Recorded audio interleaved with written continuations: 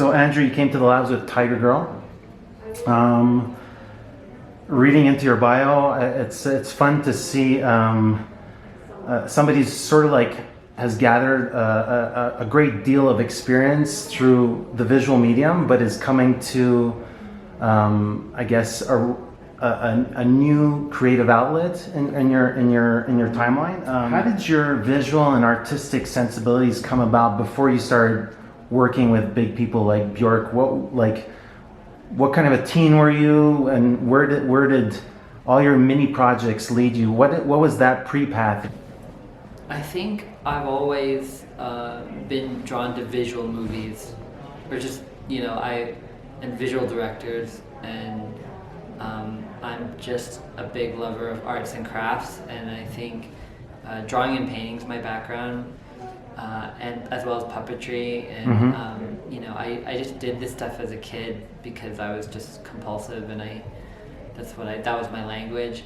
And I had some good mentorship that was like, I wanted to work in movies, but I knew that I didn't know I'd be directing. I thought maybe, I want to be one of those animatronics, like puppet, puppeteers, or like I want to work in effects, but I think it quickly, when I went to art school at USC to be near the film program, but not in it.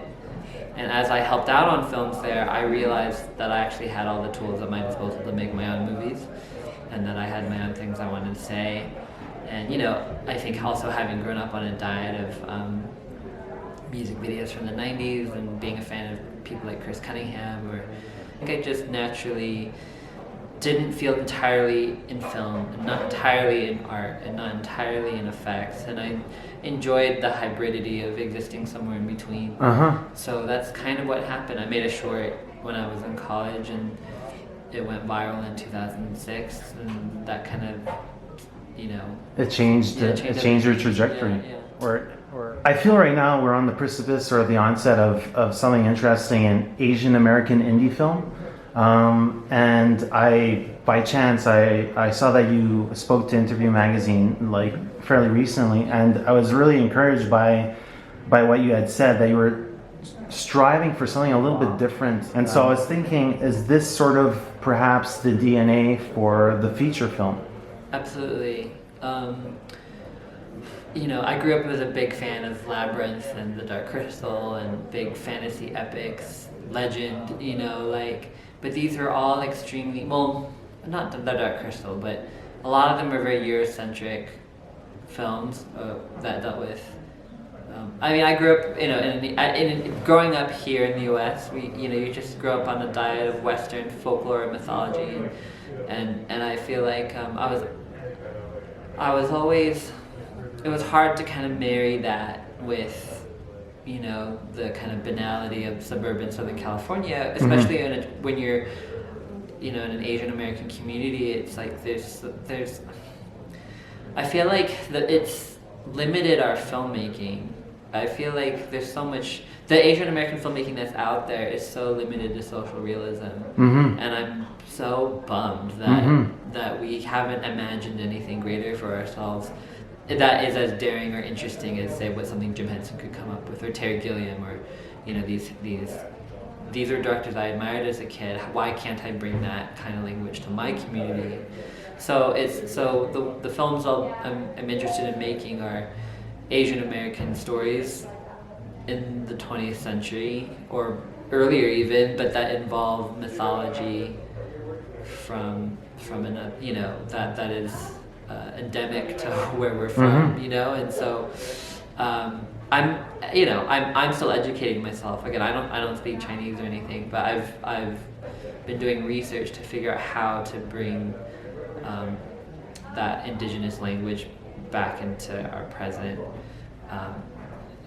I guess that symbolic language into this world. What did you find more difficult in the writing process? Did you thinking in the mindset of a teenage girl, or was it the fantasy elements that we might find in the closet? What was more difficult to assess or to create?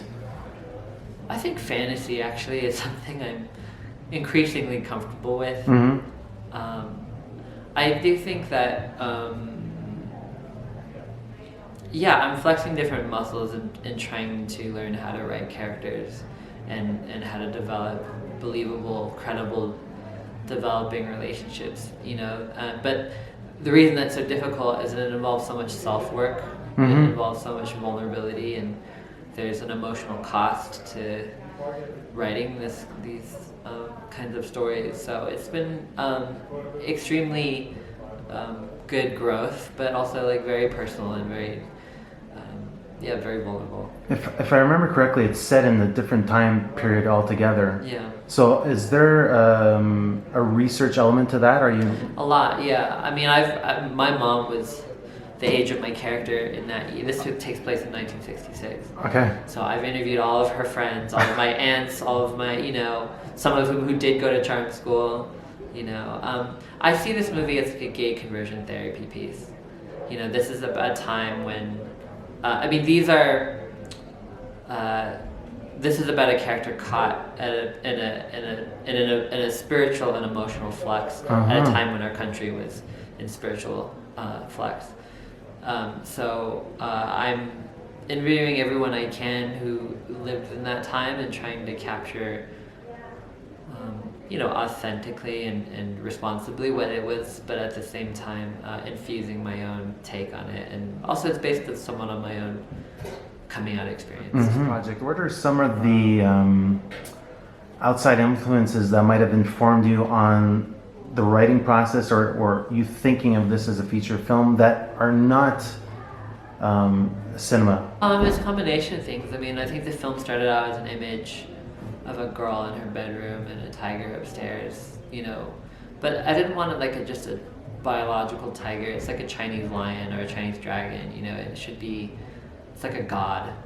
Okay. It's not like, I get really upset when I see people imagine metaphysical beings as these fleshy kind of Stan Winston-y kind of things, this is a god. It should have its own, it should be adorned and it should be its own, I'm looking at a lot of Chinese lions. I grew up watching Chinese lions, on New Year's or whatever, and they scared the shit out of me, so I'm looking at that. I'm looking at photographs of my family from that time, and how, I've never seen that on screen yet, and my dad used to, he was really into cruise culture in the early 70s, and I just feel like Asian women with beehive hairdos, and I just feel like that's what I'm trying to put on screen.